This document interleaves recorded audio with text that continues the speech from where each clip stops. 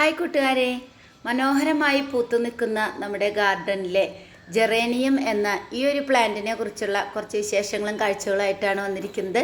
അപ്പോൾ എൻ്റെ എല്ലാ പ്രിയപ്പെട്ട കൂട്ടുകാർക്കും പുതിയൊരു വീഡിയോയിലേക്ക് സ്വാഗതം. എൻ്റെ അടുത്ത് ഈ ജെറേനിയം 3 കളറാണുള്ളത് കേട്ടോ. ഒന്ന് ഒരു ബേബി പിങ്ക് പോലൊരു കളറ്, പിന്നെ ഇതുപോലെ നല്ല റെഡായിട്ടുള്ളൊരു കളറ്, പിന്നെ ഇതാ കാണുന്നു വൈറ്റ്. ഇതിന് പ്യുവർ വൈറ്റ് ആയിട്ട് കൂട്ടാൻ പറ്റില്ല, അതിൻ്റെ സെൻറ്ററിൽ ചെറിയൊരു പിങ്ക് ഷെയ്ഡും കൂടി ഉണ്ട് കേട്ടോ.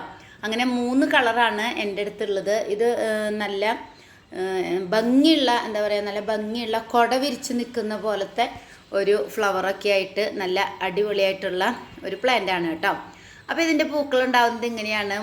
ചെറിയൊരു മുട്ടുണ്ടായിട്ട് പിന്നെ ഇതുപോലെ നല്ല ഹൈറ്റിൽ തണ്ട് വന്നിട്ട് അതിലാണ് പൂ വിരിയുക. പൂ വിരിഞ്ഞ പൂക്കളൊക്കെ മുകളിലേക്കും വിരിയാത്ത മുട്ടുകളൊക്കെ അങ്ങനെ അടിയിലേക്കും ആയിട്ടുള്ള രീതിയിലാണ് ഈ പൂ ഉണ്ടാവുക. നല്ല ഭംഗിയാണ് കാണാനായിട്ട്. ഇതിൻ്റെ പൂക്കളെക്കാട്ടിലും ഇതിൻ്റെ ഇലകൾക്കാണ് നല്ല മണോട്ടോ. നല്ല മണമുള്ള ഒരു ഇലയാണ് ഇതിന്. ഇതുപോലെയാണ് ചെറിയ മുട്ടുകൾ ഉണ്ടാവുക. പിന്നെ നേരത്തെ കാണിച്ച പോലെ ഒരു തണ്ട് മുകളിലേക്ക് വന്നിട്ട് അതങ്ങ് വിരിയും. അപ്പം അങ്ങനെയാണ് നമ്മുടെ ഈ ചെടിയുടെ ഇത് കേട്ടോ. അതുപോലെ തന്നെ ചെറിയ പോട്ടിൽ നടുന്നതാണ് നല്ലത്. ഇത് ഇങ്ങനെ വേര് തിങ്ങി വളരുമ്പോഴാണ് നിറയെ പൂക്കൾ ഉണ്ടാകുന്നതായിട്ട് കണ്ടേക്കുന്നത് കേട്ടോ. അപ്പോൾ ഞാനിത് 2 കളർ കൊണ്ടുവന്നപ്പോൾ രണ്ടും കൂടി ഒരു പാത്രത്തിൽ തന്നെയാണ് നട്ടുവെച്ചത്. മൂന്നാമതൊരു കളർ കിട്ടിയപ്പോൾ അതും ആ പാത്രത്തിൽ തന്നെ നട്ടുവെച്ചു. അപ്പോൾ എല്ലാം കൂടി ഒറ്റ പാത്രത്തിലാണ് ഇരിക്കുന്നത് കേട്ടോ, മാറ്റി നട്ടിട്ടൊന്നുമില്ല. അപ്പോൾ ചെറിയ പാത്രത്തിൽ വെച്ച് കഴിഞ്ഞാൽ അധികം വേര് എന്താ പറയുക, ഇങ്ങനെ തിങ്ങി വളർന്നിട്ട് നന്നായിട്ട് തന്നെ വരും കേട്ടോ. ഇപ്പം എല്ലാ ദിവസവും ഇവിടെ മഴയുള്ളതുകൊണ്ട്, ഇവിടെ ഇപ്പോൾ ബാംഗ്ലൂർ നമുക്ക് ഒട്ടുമിക്ക ദിവസവും രാത്രി മഴയുണ്ട്. അപ്പോൾ ആ നനഞ്ഞിട്ടാണ് പൂക്കളൊക്കെ കുറവാണ് കേട്ടോ. കുറേ പൂക്കൾ ഇങ്ങനെ താഴെ കൊഴിഞ്ഞു പോയിട്ട് ഇതിൻ്റെ തണ്ടൊക്കെ കേട് വന്നിട്ടിരിക്കുകയാണ്. ഇല്ലെങ്കിൽ നിറച്ച് പൂക്കളുണ്ടാവും കേട്ടോ. ഇതിൻ്റെ പ്രൊപ്പഗേഷൻ എങ്ങനെയാണെന്ന് ചോദിച്ചാൽ, ജസ്റ്റ് ഇതുപോലെ ഒരു തണ്ട് വെറുതെ ഇങ്ങനെ ഒടിച്ചെടുത്താൽ മതി.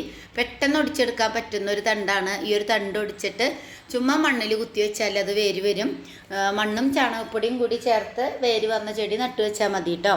ഒരു കുഴപ്പമില്ല. ഇതിൻ്റെ ഫ്ലവറിങ്ങിന് പിന്നെ എൻ്റെ എല്ലാ ഫ്ലവറിങ് പ്ലാന്റ്സിനൊക്കെ കൊടുക്കുന്ന പോലെ തന്നെ നമ്മൾ വളങ്ങൾ കൊടുക്കുന്നത് പച്ച ചാണകം കലക്കിയ വെള്ളം ഒഴിച്ചു കൊടുക്കാറുണ്ട്.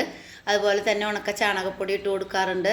പിന്നെ ഏറ്റവും മസ്റ്റായിട്ട് നമ്മൾ ചെയ്യുന്ന കാര്യം എന്ന് പറയുന്നത് മുട്ടത്തോട് പൊടിച്ചിട്ട് കൊടുക്കുക എന്നുള്ളതാണ് കേട്ടോ.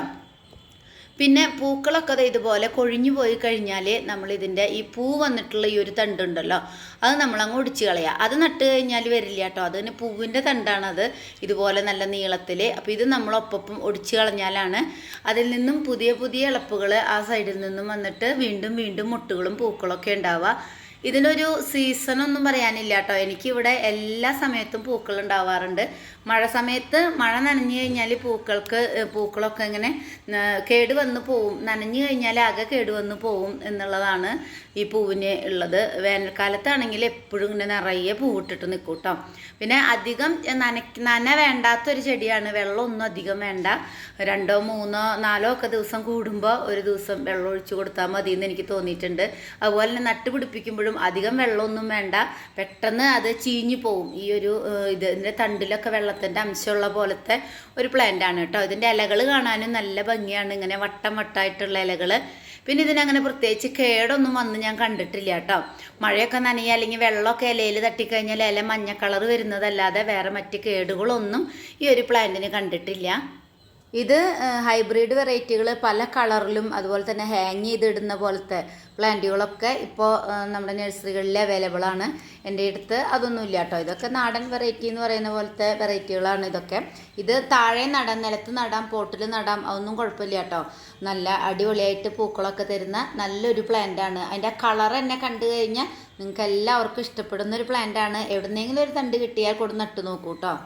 അപ്പോൾ എൻ്റെ ഈ ജെറേനിയം പ്ലാന്റ്സിൻ്റെ പൂക്കളെയും അതുപോലെ തന്നെ അതിനെക്കുറിച്ചുള്ള വിശേഷങ്ങളൊക്കെ നിങ്ങൾക്ക് ഇഷ്ടപ്പെട്ടു എന്ന് വിചാരിക്കുന്നു. ഇഷ്ടപ്പെട്ടെങ്കിൽ ലൈക്ക് ചെയ്യാനും ഷെയർ ചെയ്യാനും അഭിപ്രായങ്ങൾ കമൻറ്റ് ബോക്സിൽ അറിയിക്കാനും മറക്കരുത്.